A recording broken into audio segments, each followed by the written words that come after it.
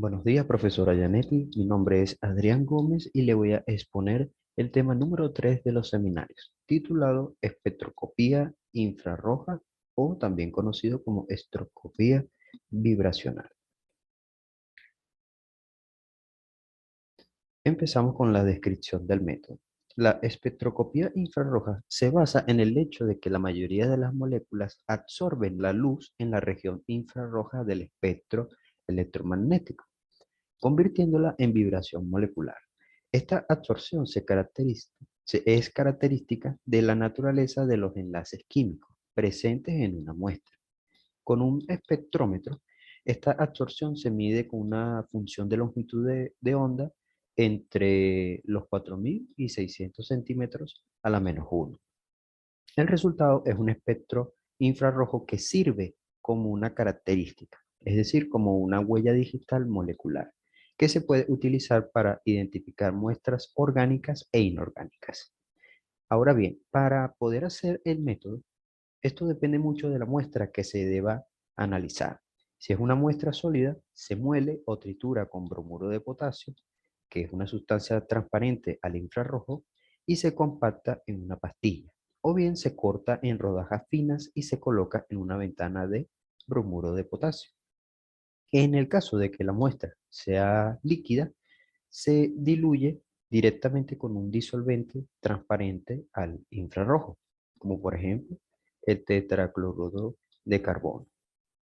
Si una muestra es lo suficientemente delgada, como por ejemplo una película polimérica o un recubrimiento en una superficie metálica, también un tejido biológico, puede ser atravesada por suficiente luz infrarroja como para ser analizada directamente sin diluirla en bromuro de potasio o en un disolvente transparente al infrarrojo. Vamos con el primer fundamento, físico o químico. En el caso concreto de la absorción de radiación infrarroja, es posible adoptar un modelo clásico, visual e intuitivo, que matizado desde el punto de vista de la mecánica cuántica, ilustra la aparición de los espectros en función de los movimientos vibratorios en la molécula. Este es conocido como oscilador amórfico. Una simple molécula diatómica como el monóxido de carbono mantiene unidos sus átomos mediante el solapamiento de varios orbitales. A una cierta distancia internuclear hay un balance entre las fuerzas atractivas y las interacciones repulsivas que tienen lugar entre los electrones internos de los dos átomos. Esta distancia de equilibrio se puede modificar suministrando energía. Y en este sentido podemos pensar en la molécula como dos masas conectadas por un resorte. Es decir, un enlace químico actuaría como un muelle que conecta a dos átomos con masa M1 y M2. Las masas vibran con unas frecuencias características que dependen de ellas y de la fortaleza del muelle, que es lo que se representa con la letra K. Según la expresión de la física clásica, se puede ver la primera ecuación, que sería B, va a ser igual a 1 sobre 2 por pi, que eso multiplica a la raíz cuadrada de K entre mu, donde B es la frecuencia natural de vibración de las masas, K es la constante de fuerza del muelle, en este caso del enlace químico, que es una medida de su rigidez, y mu es la masa reducida. Para hallar la masa reducida, tenemos la ecuación que vemos abajo de esta, que sería mu va a ser igual al, al producto de las masas sobre la suma de las masas, M1 más M2. Las tendencias que marca esta expresión se observan experimentalmente y por tanto permiten su aplicación con cierto éxito. Uno, cuanto más fuerte o rígidos son los enlaces químicos, mayores son las frecuencias observadas. Y dos, mientras las masas atómicas sean menores, tienden a originar frecuencias mayores.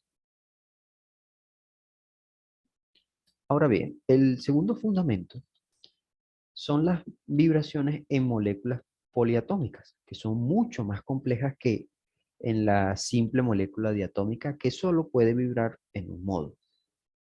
El número de modos independientes de vibración en una molécula de n átomos se calcula asumiendo que el movimiento de cada átomo se puede describir en términos de desplazamiento a lo largo de tres direcciones espaciales, es decir, tres combinaciones de esos desplazamientos resultan en el movimiento en el espacio de toda la molécula y por tanto se corresponde con traslaciones de su centro de masas.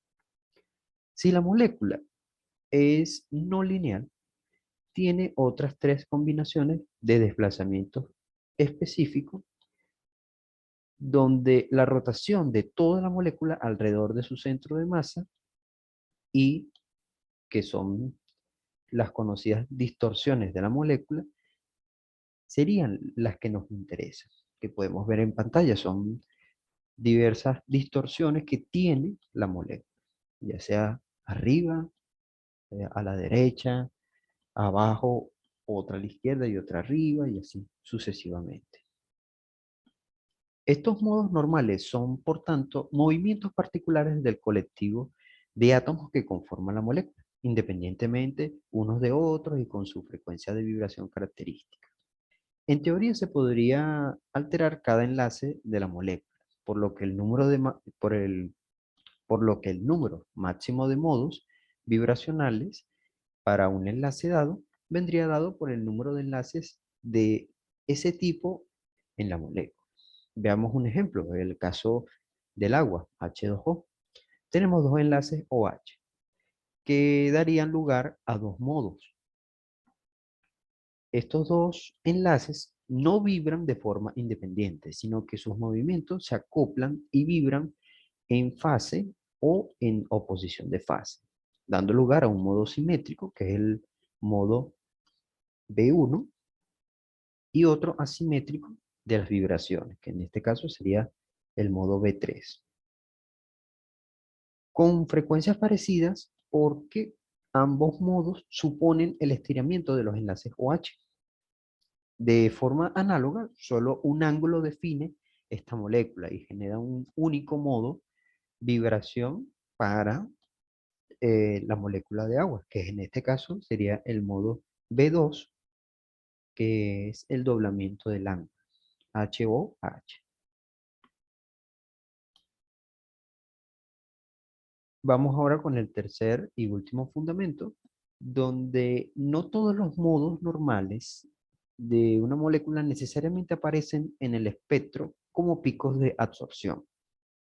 El requerimiento general para absorber radiación infrarroja es que la vibración debe producir un cambio neto en el momento dipolar de la molécula. Es decir, en los espectros de infrarrojo no se observan saltos vibracionales puros a una única frecuencia. Esto daría lugar a bandas discretas muy agudas. Los niveles rotacionales son de mucha menor energía y hay muy poca diferencia entre una transición vibracional pura y una rotacional vibracional. El efecto es observado en los espectros de líquido y sólido, donde aparecen bandas anchas en el intervalo de frecuencia permitido. Normalmente en un espectro típico se representa el porcentaje de la transmitancia frente al número de ondas expresados en centímetros a la menos 1 y se observan absorciones de distintas intensidad en el intervalo de estudio. Ahí podemos ver un ejemplo, es el espectro infrarrojo de la propanona, donde podemos ver en el eje de las Y la, la transmitancia, en el eje de las X el número de ondas. Abajo podemos ver la estructura de esa molécula y tenemos tres regiones. Tenemos el sobretono de la tensión del doble enlace CO, tenemos la tensión otra vez de ese doble enlace CO, pero en diferentes versiones. ¿Sí? Tenemos una versión simétrica y otra asimétrica. Luego tenemos la flexión, que es lo que le da esa huella digital molecular, esa flexión donde aparecen el C, CO y C, que es la versión fundamental de esa molécula. Bien, los instrumentos utilizados en este caso, los espectrofotómetros infrarrojos tienen los mismos componentes básicos que el resto de aparatos utilizados en procesos de absorción. Básicamente, se necesita un instrumento para medir la transmisión de radiación electromagnética de una muestra en función de la longitud de onda o del número de ondas. El elemento más importante debe permitir aislar la radiación de regiones espectrales definidas. Otro esencial sería en los espectrofotómetros una fuente de radiación que debe aportar la mayor intensidad posible en la región de longitud de onda que se esté investigando. En este caso sería esa fuente de infrarrojo. Las fuentes de radiación térmica, en este caso puede ser para un sólido inerte, calentando eléctricamente, son las más utilizadas. Esto proporciona una radiación continua, en contraste, el uso de fuentes láser, como se puede ver en la parte interna del equipo, suministra longitudes de onda muy concretas. El propósito del sistema óptico es transmitir la radiación desde la fuente al detector con la mínima pérdida, que es lo que podemos ver desde la fuente. Las flechitas indican que van al detector. Los sistemas de lentes de vidrio o cuarzo utilizados en otras regiones no tienen mucha utilidad en el infrarrojo porque absorben radiación. De modo que se utilizan espejos de vidrio, que son los que podemos ver en pantalla, con un recubrimiento de oro o aluminio, que son los adecuados. El sistema óptico va equipado con con un compartimiento para la muestra, que es donde se coloca, en este caso podemos ver la imagen de una manzana. En ese compartimiento es donde uno coloca la muestra, ya sea sólido o líquido, en el que ésta se sitúa en el camino de la radiación, es decir, por ahí va a pasar esa fuente de radiación infrarroja. Y mediante celdas u otros accesorios que permitan realizar medidas diferentes a la transmisión, tenemos el detector, que se emplea para convertir la señal óptica en una señal eléctrica, fácilmente medible como un voltaje, ¿sí? Esto se consigue con la ayuda de equipos electrónicos, en este caso de la computadora que podemos ver en pantalla, que está conectado al electrofotómetro, en donde se pueden amplificar y digitalizar las señales, y con este componente esencial se pueden utilizar para procesar y almacenar los espectros. También visualizar cada uno de ellos. Por último, tenemos las aplicaciones.